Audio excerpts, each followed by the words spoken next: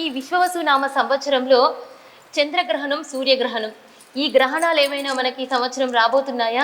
ఈ సంవత్సరంలో భాద్రపద శుక్ల పూర్ణిమ, దాన్నే వినాయక నిమజ్జనము తరువాత అనంత పద్మనాభ చతుర్దశి తదనంతరము భాద్రపద పూర్ణిమ రోజున, అంటే అప్పటికి మళ్ళీ సూచన చేస్తాం, కానీ అది భాద్రపద శుద్ధ పూర్ణిమ 7-9 అంటే సెప్టెంబర్ 7వ తేదీ 2025 ఆదివారము రోజున అపసవ్యగ్రహణము అంటే చంద్రగ్రహణము సాయంకాలము పడుతుంది కనుక ఈ గ్రహణాన్ని చక్కగా పూర్వ శతభిషం పూర్వభాద్ర నక్షత్రం గలవారు కుంభరాశి మీనరాశి వారు చూడరాదు.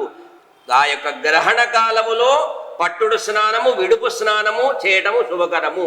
రెండవది చంద్రగ్రహణము అంటే పోయిన సంవత్సరములో క్రోధినామ సంవత్సరములో గ్రహణాదులు లేవు.